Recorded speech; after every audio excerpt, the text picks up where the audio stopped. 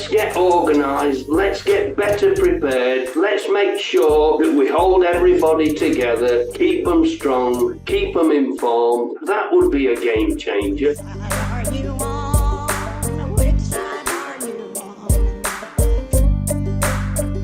How do the prospects look for y'all over in the UK for something of a labour movement revival?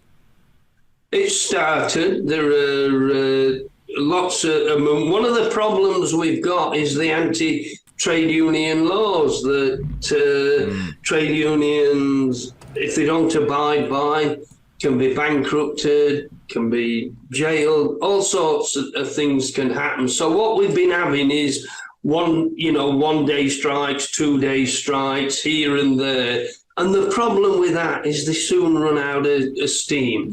You might be on strike 2 days and then you return to some sort of normality for a month and then you have to pick it up again. And I think we've got to get a movement that's prepared to defy these restrictive laws, and they're bringing more in. They're bringing in laws now that certain services have to have a minimum working level. So if the rail workers went on strike, they would have to continue running trains. How ludicrous is that? You're being forced to scab on your own members and on your own union. So we've got to fight this. We've not just got to fight it through trade unions. We've got to rebuild community action and start fighting back and try. It's not just about having a strong trade union movement, I don't think. We need a decent society where people like us are treated with dignity, where we have enough to eat, where we have a nice standard of living. That's all we want. I don't want a private island. I don't want to be like Jeff Bezos and indulge myself with trips into space or anything. I just want to have a nice life. And that's all we want. And that's what we're really fighting for. And we can't have that under this sort of society where greed and rapaciousness is what matters, where we're being exploited and kept down on a daily basis. We can't have that unless we fight for it. Amen, amen. And I just got to say, I really appreciate your words because we've been on the air for 17 hours now, and I thought I was really tired, but hearing you has gotten me fired up and ready to fight, and really appreciate it. And I'm struck by, the remarkable similarities that we're experiencing. Despite our different countries, we're both dealing with these broken walls that are stacked against us, and we're dealing with these right-wing politicians who continually stoke, battles against labor, and then we're dealing with opposition that is too often, bought out by the corporate interests themselves, or willing to just lay down and take it while we get beat up in the labor movement by these right-wing forces. And so definitely a lot of parallels, and I'm excited to hear that there is some, glimmers of hope in terms of a labor resurgence there, like there seems to be here in the United States. I think people are having to fight back. We've been shoved into a corner.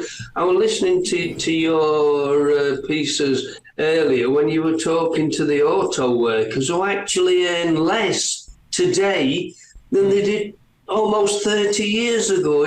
It's scandalous, and the fact that this has been allowed to happen has got to be stopped. For too long we've had a tame, acquiescent trade union movement, and that's because trade unions have been in decline. Let's hope that now things are getting active and recruitment's increasing, that we can start getting leaders who are actually going to lead the members and not betray them.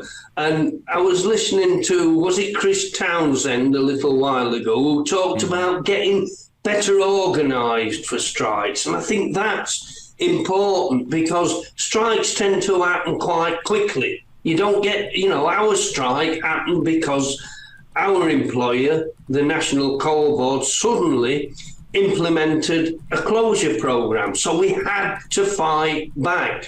But had we been better organised, had we had a bit more time to prepare and build up a war chest, then, things could have been different. And the things he was saying about, how to do that. I remember, you go on a picket line, you have all the rush of adrenaline, you're with your brothers and sisters and comrades, and, you're all sharing the struggle, you're all to get back to fighting together and things like that. But then, every night I went back to a cold, dark home just with my family.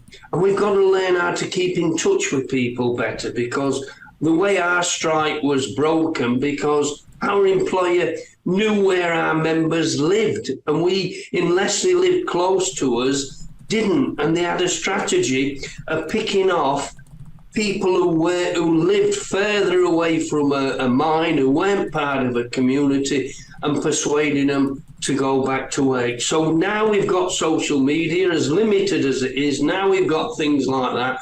We've got to develop that and get it better. I think that the trade union movement internationally should set its own web access up. Forget Google, forget all the other sites that can close you down if they don't agree with what you're saying. We've got to learn how to take these giants on, and as well as fighting on a picket line, sustaining your members, keeping them informed is the most important thing. Because let's face it, the mainstream media will give you the other side of the argument daily. The first item, and it's hard to believe that these days, on every national news bulletin in Britain was how many members of my union were going back to work. And even if one person broke a picket and went and scabbed, then that pit was said to be working. So what they would do, they would say, 20 pits are now back at work. They might have one man and the pit cat there. There was nothing happening, but every day we were bombarded with that sort of propaganda. And now it's easier, as I say, through social media. We've got to be able to counteract that instantly. And as as Chris said, let's get organised, let's get better prepared, and during a strike, let's make sure that we hold everybody together and keep them strong, keep them informed, and I think that would be a game changer. Hey, 5 seconds. Just wanted to say that this is only possible because of our donors. If you want to see more of this, then consider donating yourself at tvlr.fm/donate. Yeah, there's a lot that you said that really resonates, I think, in terms of the maintenance of community and building of community and how important that is. And I think what you said about leadership and the need for real leaders. And, I'm cautiously optimistic about folks like Sean Fain of the United Auto Workers. I've been impressed with the leadership he's demonstrated throughout this contract negotiation and the stand-up strike, and keeping the members informed and keeping the members engaged and going to the public and having a strategy to not just take on the companies, but to deal with the media and deal with the opposition you get from them, that they try to, wedge the public against your members. And I think I've seen, a lot of progress from, his administration compared to what we saw from the UAW just a few years ago. And I think that's a testament to the fact that the rank and file members got to elect, this administration. I think, having a popular mandate by the membership, that's huge. But yeah, I really do want to see more real leadership. And, that's something I made this point on another program earlier this week, that, we see the opinion polls that show the public is behind us right now. We see young workers who want to organize, and for all these reasons we can be hopeful. But what about all these people who have these big titles and these big salaries and these official, offices? In some cases, they've been holding these titles and offices for a long time. Are they ready and able to meet the moment? Can they take advantage of this huge opportunity in front of us and organize to meet the scale of the crisis that we're really facing? Because as you pointed out, I mean, we've been backed into a corner. This has been decades in the making, and it's time to fight back. And we'll see if, we'll see who's up for it.